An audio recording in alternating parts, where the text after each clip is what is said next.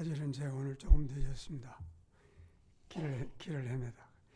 우리 하나님께 먼저 감사기도 드리고 말씀을 나누도록 그렇게 하십시다.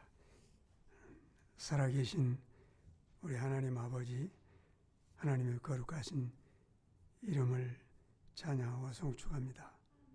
우리의 영혼이 하나님을 송축하고 우리 안에 있는 모든 것들이 그 거룩한 이름을 송축합니다.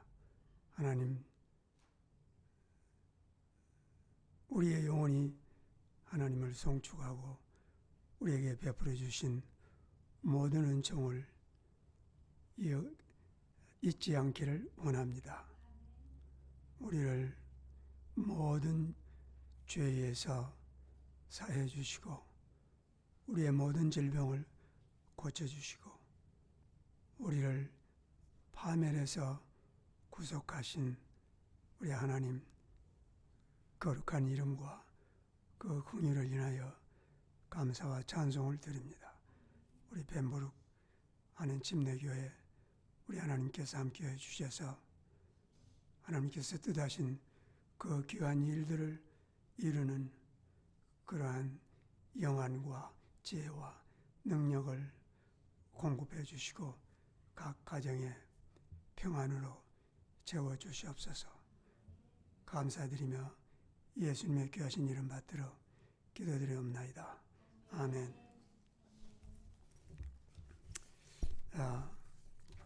성서적인 믿음을 우리 함께 좀 살펴보도록 하겠습니다. 우리가 다 믿는 사람들이기 때문에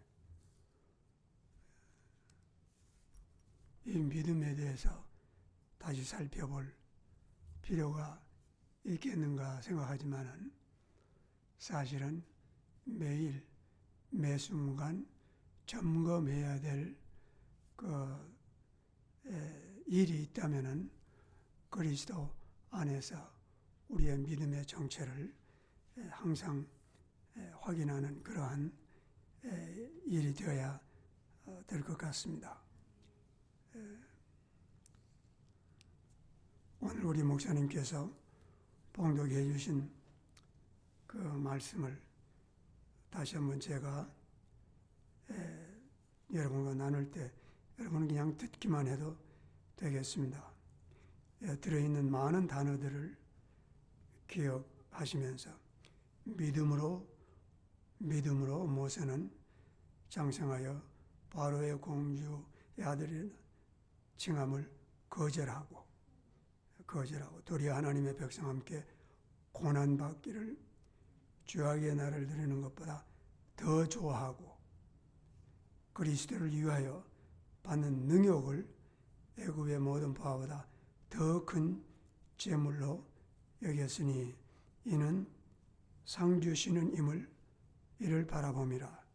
믿음으로 애굽을 떠나. 여기까지. 우선 먼저 성서적인 믿음을 우리가 살펴보는 데 있어서 출발을 바로 했으면 좋겠습니다.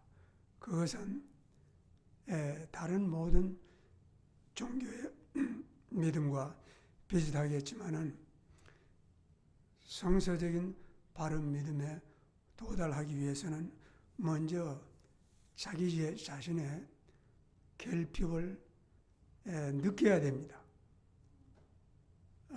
인식을 해야 됩니다. 이게 옛날이나 현대인들에게 어려운 일은 모든 인간은 그 태생적으로 자존감을 가지고 태어난 게 사실입니다. 그래서 2살 먹은 아이도 조금 나무라면 싫어하고 칭찬하면은 기뻐하고, 그러나 성서적인 믿음에 이르기 위해서는 자기 자신의 부족을 느껴야 됩니다. 그리고 항상 느껴야 되고 절대적으로 느껴야 됩니다. 뭔가 부족하다.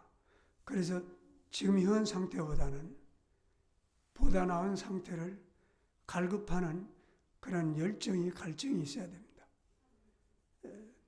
만물보다 부패하고 거짓된 것이 우리의 인간의 마음인데 우리의 인간의 마음이 만족하고 자존감을 가지고 있으면 절대 성서적인 믿음 이르지 못합니다. 그래서 이것은 한 번만이 아니라 사실은 매일마다, 그리고 어떤 의미에서는 발걸음마다 나의 부족과 채워야 될 그 공간을 인식을 해야 됩니다. 발걸음마다. 성서적인 믿음에 있어서 가장 적이 되는 것은 자기 만족입니다. 현 상태에 대한 만족입니다. 여러분, 우리 인간은 비록 구원받은 그리스도 안에 있는 영혼이라 할지라도 현재 만족할 수 있도록 하나님께서 우리를 창조한 것은 아닙니다. 더 나은, 더 높은 생명을, 진리를 향해서 찾아가도록 언제까지? 마지막 숨을 거둘 때까지. 여러분, 이 노정을 다 이루었다고 생각하는 사람은 마땅히 이루어야 될 믿음에 아직 이루지 못한 것입니다. 그래서 우리가 오늘부터라도 내가 이루어야 될 마땅한 그리스도의 믿음에, 그리스도의 인격에, 하나님의 수준에 내가 이르지 못했다는 것을 절감을 해야 됩니다. 왜냐하면 예수님의 수준은 어차피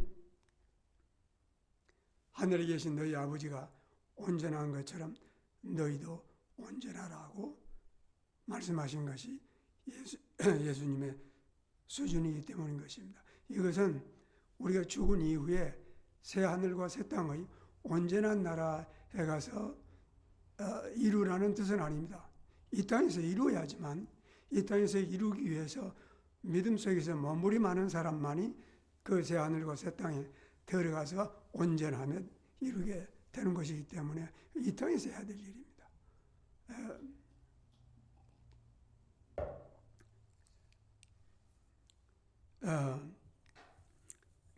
몇 사람의 예를만 든다면, 여러분, 예수님께서 그 수가성에 있는 여인과 만났을 때 그 생수를 얘기하니까 선생님이 그걸 나에게 주십시오.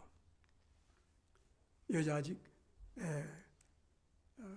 구원받지 못했지만은 생수에 대한 갈증을 가지고 있었던 것입니다. 타락한 탕자가 돼지 주염을 먹고 있다가 자기 인생이 한심한 거예요. 한때는 돈도 많이 가졌지만. 그런데 어떤 수준에 도달되어서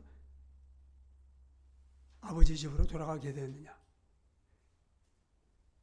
나는 여기서 줄여 죽는 거라. 내가 일어나서 아버지 집으로 돌아가리라. 내가 일어나서 아버지 집으로 돌아가겠다. 여러분, 이러한 갈증들이 우리에게 있어야 됩니다. 두 번째 말씀을 나누고자 하는 것은, 여러분, 이거는 서론입니다. 두 번째 나누고자 하는 것은 믿음의 대상입니다. 모든 종교를 믿음이라고 합니다. 그러니까 모든 종교를 믿는 사람은 다 믿음을 가지고 있습니다. 그런데 그 믿음으로 구원받는 건 아닙니다. 그래서 성서적인 믿음에 있어서 이제 가장 중요한 것은 믿음의 대상이 결정이 되어야 됩니다. 이것이 우리는, 여러분, 예수 믿은 지 30년 되고 40년 됐으니까 정리가 된 줄로 생각하는 사람들이 많습니다. 여러분, 절대 그렇지는 않습니다. 왜 그렇다면 많은 신학자들이나 많은 목회자들이 딴 길로 가고 있습니까? 집사도 아닌 그냥 평신도의 내 눈에 볼 때 믿음의 대상이 확정되지 않은 것입니다. 이것이 아주 분명해져야 됩니다. 주 예수 그리스도 하나님 아들 독생자 예수 그리스도입니다. 근데 우리가 믿음의 대상으로 잡을 때는 이 몇 개의 단어가 한꺼번에 다 들어가야 될 것 같습니다. 하나님의 아들 주 예수 그리스도. 주를 빼버린 예수 그리스도 믿는 사람, 여러분 영생에 이르는 믿음 들어갈 수 없습니다. 한 20년 전에 소위 Lordship Salvation이라는 말이 교회에 굉장히 많이 유행했습니다. 유행하지 않아야 될 요소입니다. 예수님이 여러분의 주 아니면은 그분은 나의 하나님이 아니고 구원자가 될 수 없습니다. 그래서 성서적인 믿음에 있어서 절대적으로 먼저 정리되어야 될 부분은 하나님의 독생자 주 예수 그리스도를 내가 믿는 것입니다. 그분이 여러분의 우리의 주가 아니면 그분은 하나님이 아닙니다. 그냥 많은 사람들이 생각하는 신 중에 하나라고 생각하나 그 예수로는 구원의 믿음이 될 수 없습니다. 그래서 먼저 믿음의 대상이 오늘 아침에도 그리고 오늘 저녁에도 주 예수 그리스도인지 하나님의 독생자인지 그분이 하시는 말만 내가 들어야 됩니다. 바로 이것이 모세의 믿음입니다. 자, 그래서 오늘 제가 우리의 믿음의 그 본으로 두 분만 선택을 했습니다. 수많은 믿음의 선진들이 있지만은 모세와 우리 주 예수 그리스도 두 분만 우리의 믿음의 본으로 대상을 정했습니다. 물론 다른 수많은 분이 있다는 것을 우리는 인정해야 됩니다. 그러면 왜 모세를 우리 믿음의 대상으로 정했냐 하면은 이미 히브리서 11장에서 살펴봤습니다. 머릿속에. 저도 다 외지는 못합니다. 번역된 그대로. 그렇지만은 오늘 히브리서 11장에 있는 말씀을 보게 되면은 제가 생각해 보니까 설교 준비를 위해서 보니까 대단히 정확하게 잘 정리된 성서적 믿음을 가지고 있습니다. 그러나 모세를 선택한 그 이유는 거기에 있지 않고 예수님의 말씀에 있습니다. 요한복음 1장 16절에 보니까 요한은 모세와 예수님에 대해서 이렇게 기록하고 있습니다. 율법은 모세로 말미암아 주신 바 되었으나 은혜와 진리는 예수 그리스도로 말미암아 온 것이라. 은혜와 진리라고 하는 말이 구약에 수십 번 나오고 있는데 은혜와 진리는 이제 구약을 읽을 때 전후 문맥의 내용을 보면은 언제든지 주 예수 그리스도를 지칭할 때 은혜와 진리라는 단어를 쓰고 있습니다. 특히 잠언에 있는 말씀을 보게 되면 은혜와 진리로 우리를 구원하셨다고 그랬습니다. 그러면 바로 주 예수 그리스도입니다.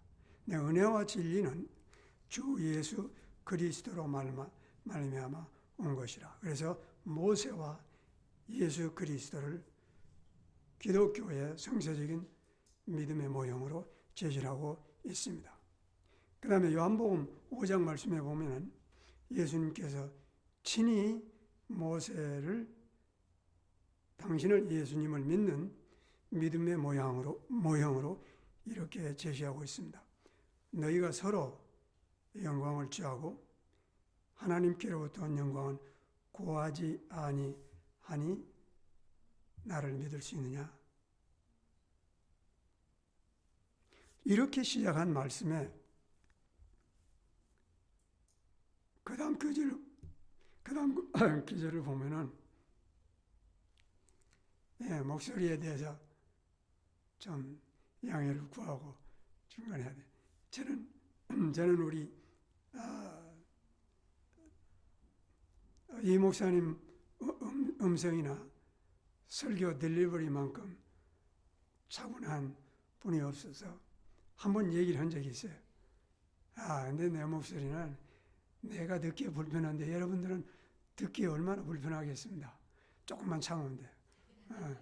오늘 하루만 하고 갈 때. 그래서 너희가 서로 영광을 취하니 하나님의 영광을 구할 수 없다. 그러면 나 믿을 수 없다는 얘기입니다.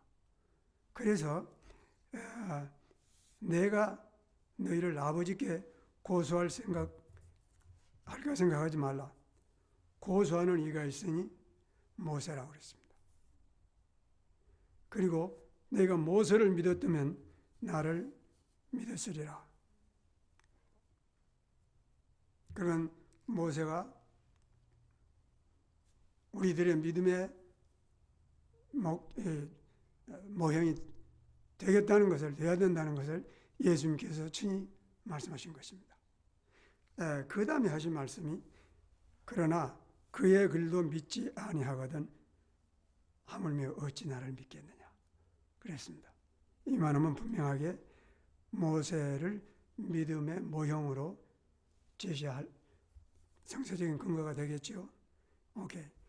그래서 이제 모세의 글을 보게 되면 이미 모세는 믿음으로 장성하여 하나님의 바로의 공주의 아들이라는 칭함을 거절하고 그리고 고난받기를 잠시 죄악의 나를 누리는 것보다 더 좋아하고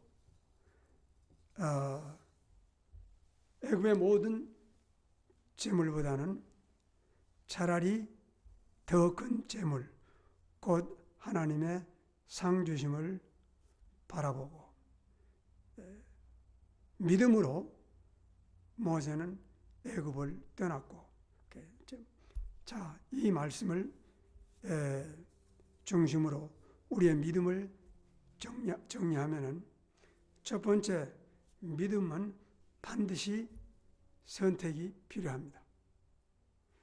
처음 믿을 때부터 주 예수 그리스도를 선택해야 됩니다. 그 후에도 우리의 매일의 삶에 있어서 성서적인 믿음이란 절대적으로 버려야 될 것과 택해야 될 것이 절대적으로 필요합니다. 여러분,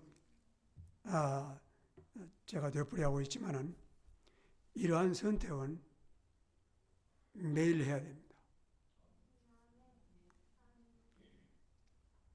아주 원색적인 예를 들면은 총각이 아름다운 여인이 지날 때 한 번 더 돌아보는 건 용서한다고 합시다. 결혼한 사람이 두 번 돌아보면 안 되죠. 선택이에요. 내가 짜장면을 먹을 거냐 국밥을 먹을 거냐 하는 그런 선택은 괜찮아요. 그러나 여러분, 사망에 이르는 죄가 있고 사망에 이르지 아니한 죄가 있습니다. 그리스도인들은 사망에 이르는 죄는 겪는 줄도 해서는 안 됩니다. 여러분, 이 선택은 쉽지 않습니다. 절대 쉽지 않습니다. 저는 성을 잘 내는데 어느 하루날 야고보서를 읽다가 성을 내는 것은 하나님의 의에 이르지 못한다고 그래서 성경을 덮고 야 이거 큰일 났구나. 여러분, 믿음으로 구원이라고 하는 것은 믿음으로 의에 이르는 게 구원인데 하나님의 의에 이르지 못하면 나는 상실자요. 근데 그 상실도 매일 한 거야. 매일은 아니겠지만 이틀에 한 번씩. 이거 말도 안 되는 얘기입니다. 여러분. 성을 내면은 하나님의 의에 이르지 못한다. 우리는 대수롭게 지나가요. 그렇게 선택을 해서는 안 됩니다. 네. 왜냐하면 믿음으로 모세는 바로의 공주의 아들로 칭할 것을 거절한 것입니다. 여기 선택한 겁니다. 그리고 오히려 애굽의 모든 보화를 좋아하는 것보다는 하나님의 백성과 고난을 선택한 것입니다. 예. 뿐만 아니라 여러분 어떻게 해서 그리스도를 위하여, 저 생각에는 모세는 그리스어를, 헬라어를 배우지 않았을 것 같습니다. 왜냐하면 그리스도라는 말은 헬라어니까. 메시아라는 말은 물론 당연히 알죠. 같은 말이지만. 그런데 히브리서 기록자가 모세에게 그리스도라는 단어를 붙였다는 것은 성령의 영감이라고. 예. 그냥 지나갈 문제가 아니라고. 무슨 얘기냐? 모세는 예수님 오시기 전에 적어도 1400년 전에 아브라함처럼 그리스도를 바라본 것이. 그래서 이는 상 주시는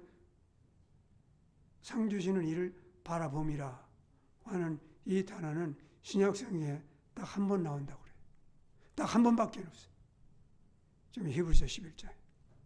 여러분, 그리스도인들이 바라보는 목표나 추구하는 믿음은 딱 하나밖에 없습니다. 그래서 선택을 결정적으로 해야 돼요. 그리고 수많은 선택을 매일매일 해야 됩니다. 자, 그래서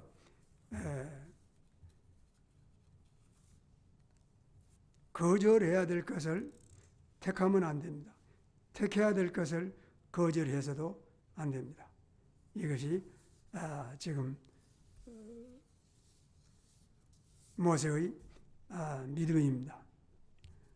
그 다음에 여러분, 이 애굽의 모든 보화를 하나님의 백성과 함께 능욕받는 것보다 더 좋아했다. 그런데 세상 사람들이 가치관으로 볼 때 이것은 미친 짓입니다.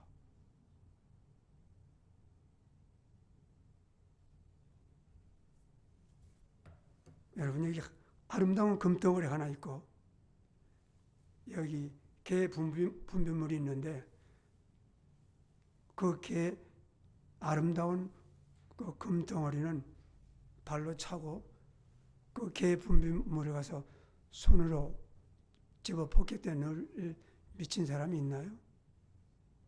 없어요. 그런 어리석은 사람들. 근데 성경에는 수많은 구절들이 있어요. 대표적인 게 오늘 이 구절이에요.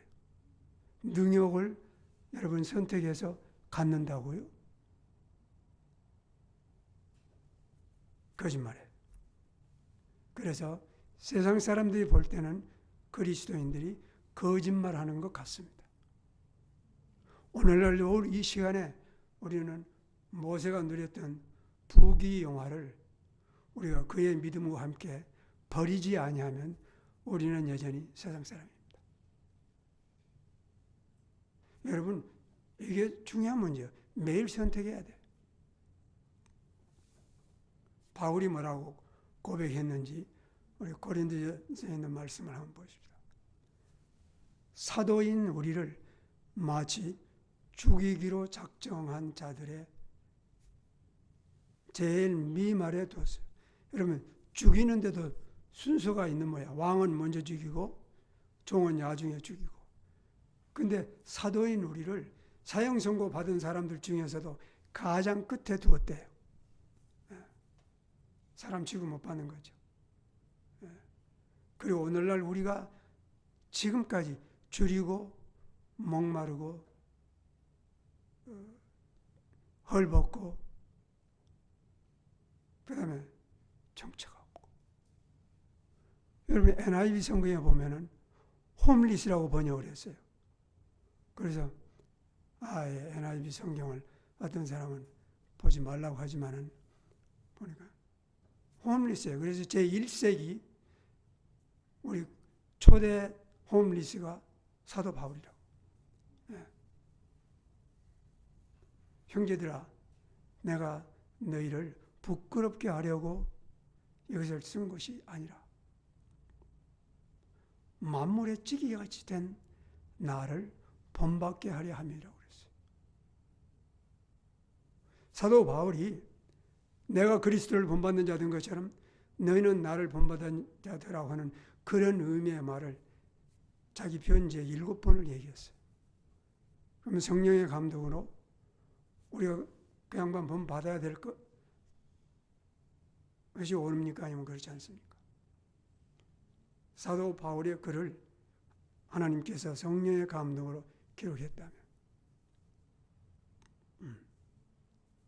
나는 내가 자랑할 것을 배설물로 여겼다고 그랬어요. 그럼 배설물이면은 아까 개의 배설물과 뭐 다를 게 있어요?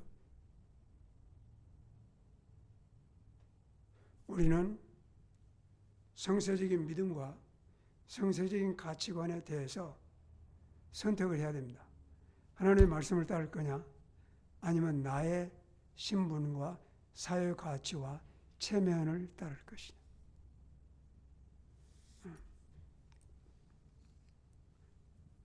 설교하기는 쉽지만 행하기는 쉽지 않습니다.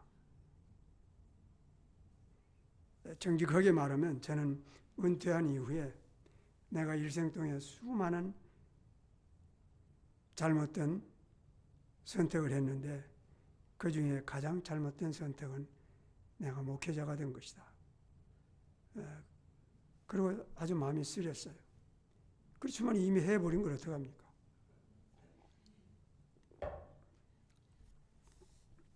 우리 아들이 한때는 목사 되기를 바랐는데 다행히 목사가 안 됐어요.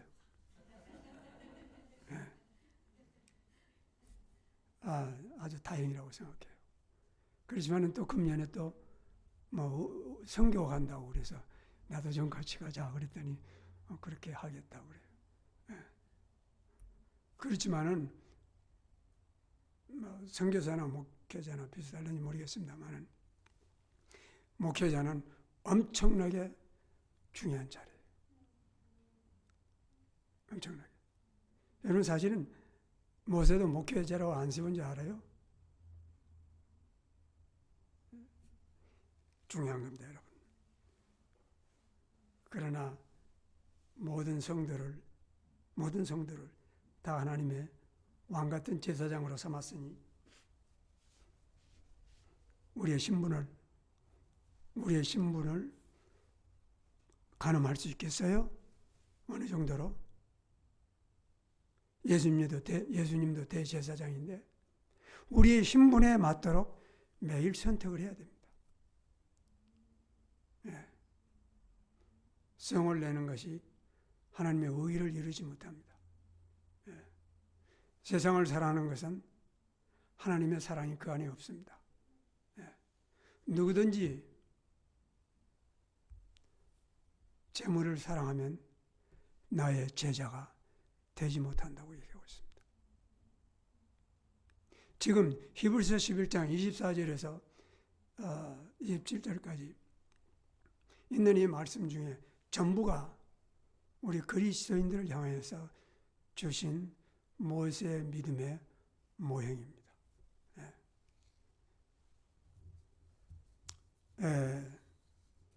그 다음에 두 번째는 믿음은 반드시 시련을 동반합니다.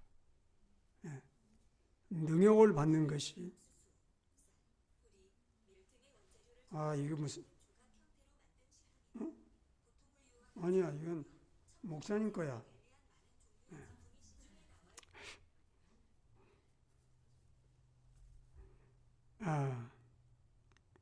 반드시 시련을 동반합니다. 대표적인 게 여러분 히브리서 12장에 있는 말씀이에요. 징계는 다 받는 것이 아니라 징계가 없으면 사생하라고. 하나님의 적자가 아닙니다. 그렇지만은 세상의 가치기관은 출세해야 돼요. 명예받아야 돼요. 너무 가난해도 안 돼. 맞아. 세상의 가치관은 성세적인 가치관과 동이 서에서 먼 것보다 더 멉니다. 그러나 우리 눈에 들어오는 모습들을 보게 되면 세상과 비슷합니다.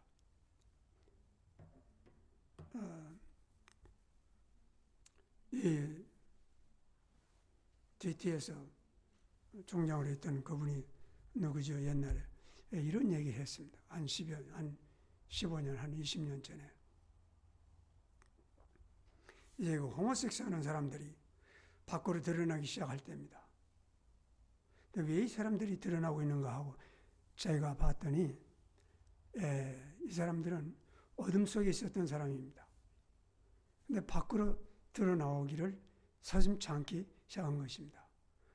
근데 봤더니 이 사람들이 나와 봤더니 세상이 밝을 줄 알았는데 세상에 나와 봐도 여전히 어두우니까 세상 나오는 것이 그렇게 힘들지 않게 되었다. 그들이 있었던 곳이 밝아진 것이 아니라 그들이 나온 세상이 어두워진 것입니다. 그 얘기는 뭘 의미하죠? 세상에 빛이 사라지고 있기 때문입니다. 마태복음 말씀에 보면 너희는 세상의 빛이라. 그 빛을 켜서 상 밑에 두느냐? 여러분, 시련은 모든 그리스도인들에게 명정되어 있는 하나님의 길 중에 하나입니다. 우리가 싫어하건 즐겨하건 모든 그리스도인들은 예수 믿을 때 이 하나님의 뜻을 배워야 됩니다. 그런데 그의 사형리가 됐건 혹은 우리 무슨 전도 폭발이 됐건 우리 침례교에서 가르치는 건 내가 잊어먹었네요. 예수 믿으면은 축복받는다는 얘기입니다. 근데 그것이 사실이지만은 아직 축복의 개념이 성서적으로 정립되지 아니한 사람에게 예수 믿으면 축복받는다고 가르치면 안 됩니다. 먼저 성서적인 축복이 무엇인지를 가르쳐주고 그 다음에 예수 믿으면 축복받는다고 가르쳐줘야 됩니다. 근데 예수 믿으면 받는 축복에 대해서 얘기하지 않고 예수 믿으면 축복받는다고 가르쳐 놓으니까 이게 문제가 되는 거죠. 그래서 결국은 구원에 이르는 믿음에 도달하지 않은 채 자기는 신앙생활을 한다고 하다가 어둠 속으로 들어가는 것입니다. 자, 예수님은 뭐라고 우리에게 약속을 했냐면 대단히 중요한 약속입니다. 요한복음 16장 33절 말씀해 보면 내가 너희라고 우선 먼저 요한복음 13장부터 17절까지는 예수님께서 12제자에게만 하신 말씀이라는 걸 항상 기억해야 됩니다. 요한복음 12장은 6월절 식사하시는 때고 13장부터 지금 요한복음 16장이니까 딱 제자들에게만 하고 제자들이 죽음으로 이 말씀을 땅끝까지 전하도록 주신 특별한 말씀입니다. 그래서 내 안에서 너희로 평안을 누리게 하려 함이라. 세상에서는 너희가 환난을 당할 것이다.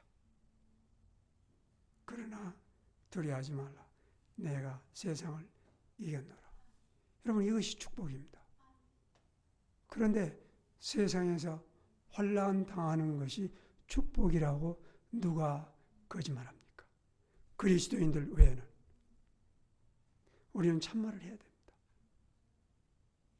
세상에서 환난을 당한다고 예수님께서 말씀했는데 세상에서 잘되고 출세하고 축복하고 명예 누리고 그러면은 하나님 축복받다고 얘기합니다. 얼마나 거짓말을 하고 있습니까?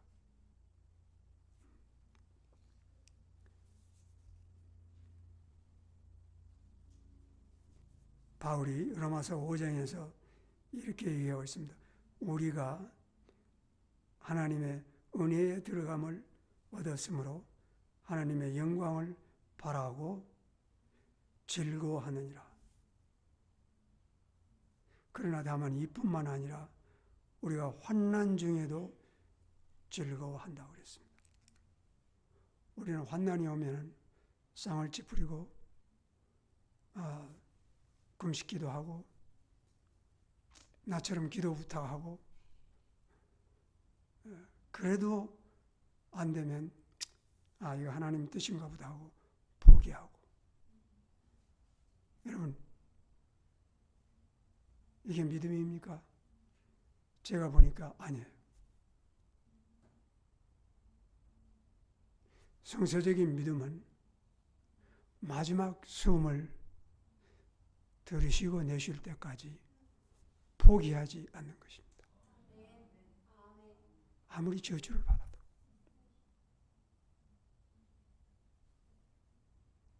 너희는 세상에서 환난을 당할 것이다.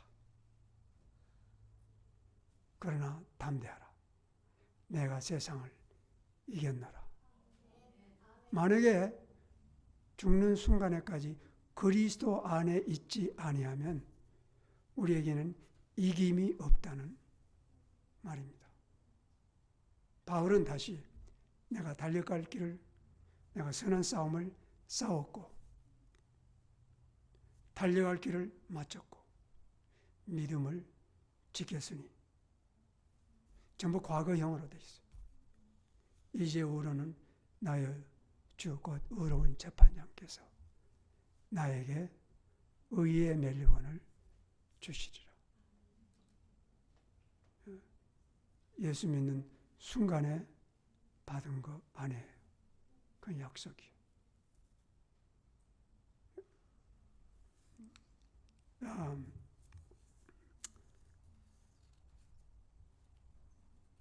다만 이뿐만 아니라 우리가 환난 중에서도 즐거워하냐니 이는 환난은 인내는 연단을 연단은 소망을 이루는 줄 아니라.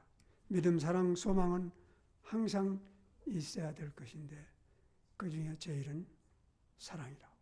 하나님 말씀 따라가지 아니하면서 하나님 아버지 내가 하나님 사랑합니다. 네, 마음을 다하고 목숨을 다하고 힘을 다하고 하나님 사랑한다. 그거는 거짓 고백입니다.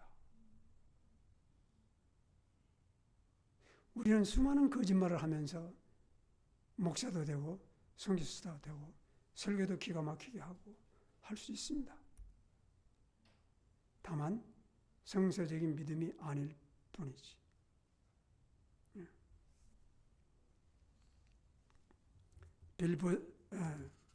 로마서 8장에서는 자녀이면 후사 곧 그리스도와 함께한 후사라. 그래서 이거 다 공동 상속자라고 합니다. 우리는 이미 공동 상속자입니다. 다시 말하면 그리스도에게 묶였다는 것입니다. 그래서 그리스도가 어디든지 가는 곳마다 같이 가는 사람들. 이것을 갖다가 요한계시록에서는 정결한 처녀라고 표현하고 있습니다.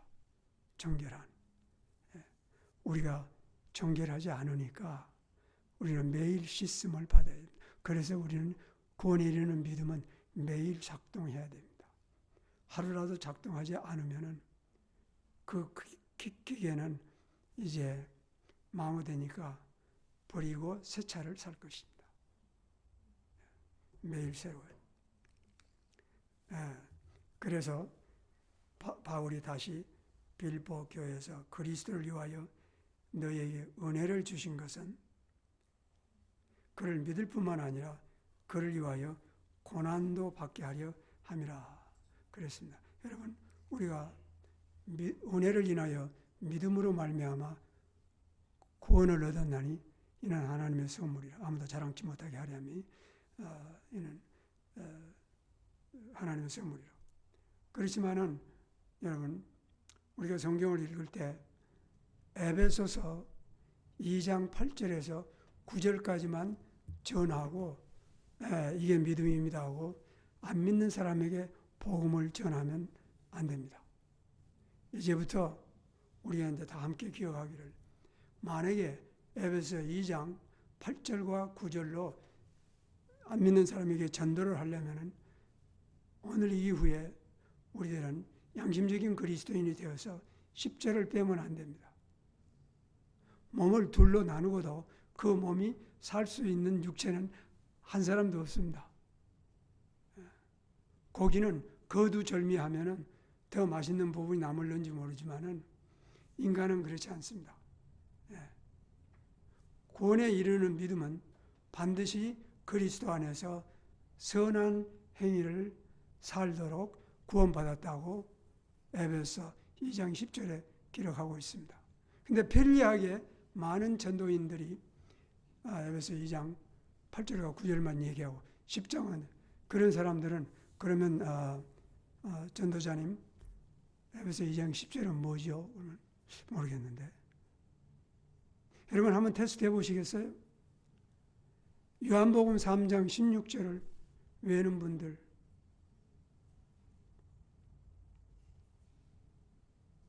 요한복음 3장 15절은,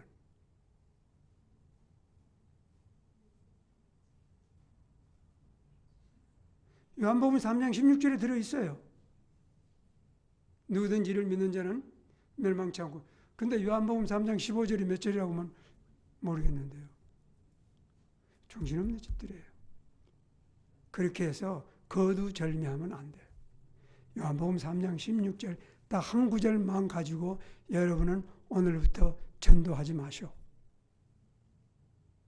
반드시 요한복음 3장 14절부터 붙여서 전도해야 돼요. 왜냐하면 요한복음 3장 14절은 십자가에 관한 예수님의 사건을 얘기하고 그걸 믿으라는 얘기가 요한복음 3장 16절이에요. 우리 마음대로 성경 전도하면 안 돼요. 자, 제가 조금 전에 우리의 믿음의 모형으로 모세와 예수님 얘기했는데, 여러분 모세의 믿음을 지금 내가 몇십 분 만에 다 얘기할 수 있나요? 얼마나 시간이 지나야 되겠습니까? 미니멈 매일 공부해가지고 1년. 그리고 죽을 때까지. 그러니까 오늘 예수님의 우리에게 주신 믿음으로 넘어가야 돼요. 반드시 모세의 믿음은 선택이 있어야 된다. 고난과 시련이 운명 지어져 있다. 그리고 선택해야 될 것과 버려야 될 것을 아주 분명하게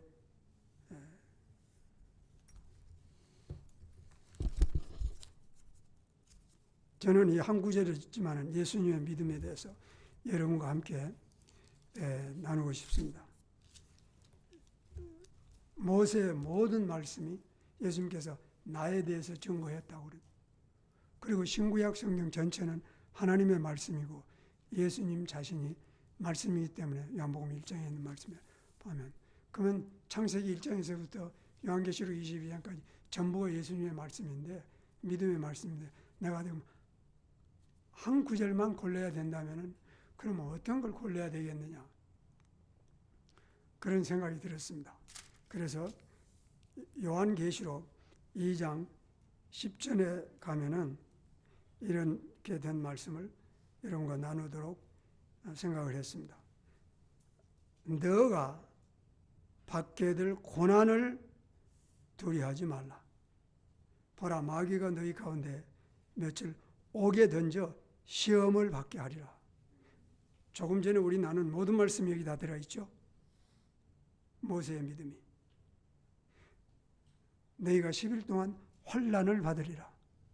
환난, 시련, 고난. 그 다음에는 너희가 죽도록 충성하라. 그래야만 생명의 면류관을 주리라. 그래서 예수님의 우리에게 가르쳐 주신 그 모든 말씀 중에서 그 믿음의 내용을 다 포함하고 있는 것 같습니다. 죽도록 충성하라.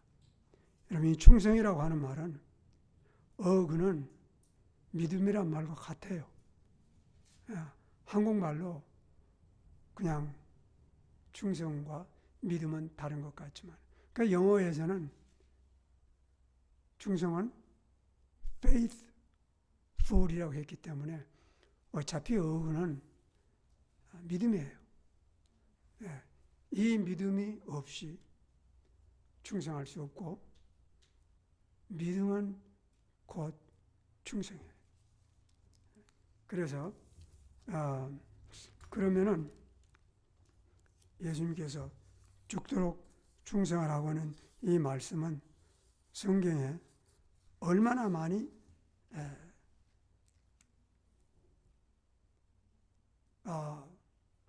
유사한 내용이 기록되어 있는가 하고 봤더니 사실은 끝이 없어요. 충성과 믿음은, 충성과 죽음은 이게 거의 같이 가요.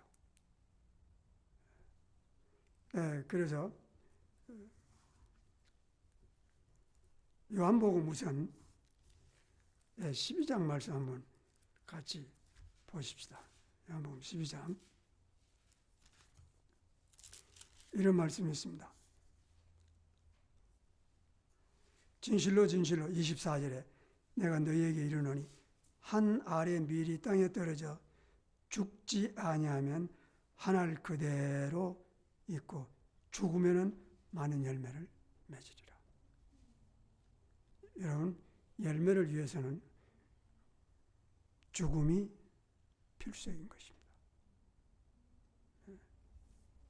자기의 생명을 사랑하는 자는 그것을 잃어버릴 것이요, 이 세상에서 자기의 생명을 미워하는 자는 영생토록 보존하리라.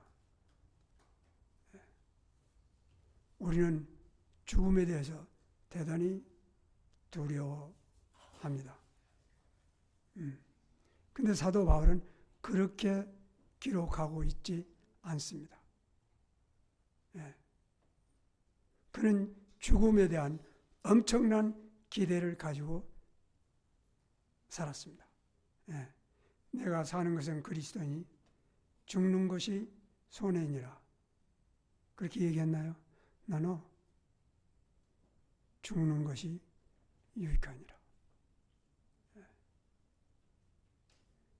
그렇기 때문에 그는 나의 달려갈 길을 내가 마쳤고 선한 싸움을 싸웠고 믿음을 지켰다.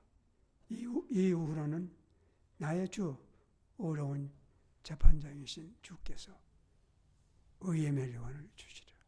예수님께서는 지금 너희가 환난과 고난을 겪고 이제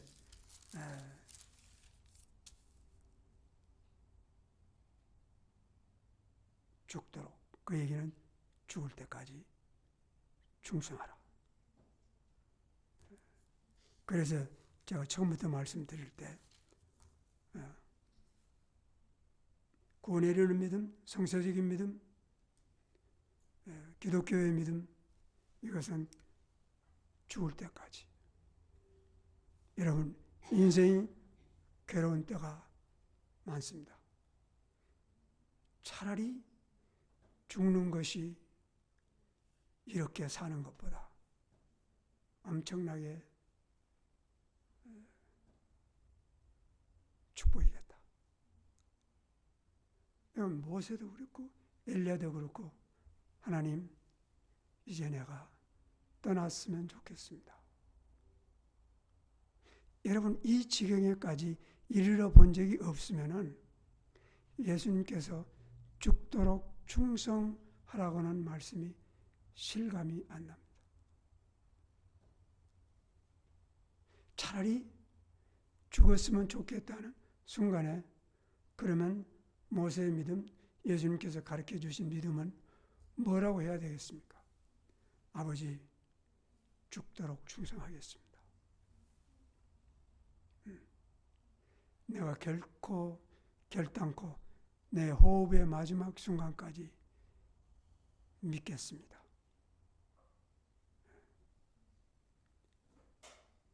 여러분, 이 절망의, 처절한 고난의 인생의 마지막 절망을 체험해 보지 않고 편안하게 사는 것이 예수 믿었기 때문에 축복이라고 한다면 미안할 것도 없어요. 속임받은 겁니다.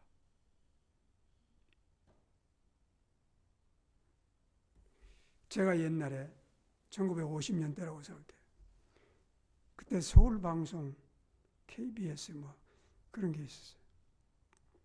하루 저녁에 라디오를 듣는데, 그때는 라디오도 어떻게 그렇게 컸는지. 그런데 대담에 이런 얘기가 나옵니다. 그 초청받은 사람이, 그 마더레이터가 무슨 단어를 얘기하면 그 단어의 정의를 금방 제시해야 돼요. 근데 그 아나운서가 희망이란, 그러니까 초청받은 그분이 이런 얘기를 합니다. 한 절망과 그 다음 절망과의 다리, 그게 소망이래요. 근데 제가 10대 들은 얘기인데 아직도 기억에 남아요. 예, 교회 나갔지만은 그때는 뭐 예수, 성령이라는 단어도 못 들어본 채 교회 다닌 거예요. 자관. 여러분, 마지막 순간까지 그 다리를, 소망을 가슴에 안은 채, 아버지, 하나님, 주님, 내가 죽어도 충성하겠습니다. 근데 죽어도라고 할 필요 없어요. 조금 전에 말씀드린 것처럼 바울은 내가 사는 것이 그리스도니 죽는 것도 유익함이라. 성서적인 믿음이에요. 잠깐 기도합시다. 우리 하나님, 천하보다도 귀한, 애굽의 부하보다도 귀한 이 믿음을 우리에게 주신 하나님의 놀라운 은혜를 감사합니다. 우리의 사랑하는 친족들 중에서는 아직도 이 믿음에 이르지 못한 채 살아가고 있는 영혼들,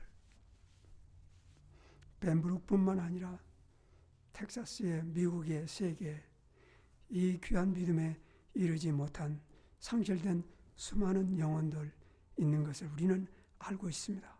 하나님, 이 벤브룩 한인 침례교회가 일어나서 걸어나가서 애굽을 떠나서 이 귀한 복음의 증인이 되도록 사랑하는 이 교회를 사용하여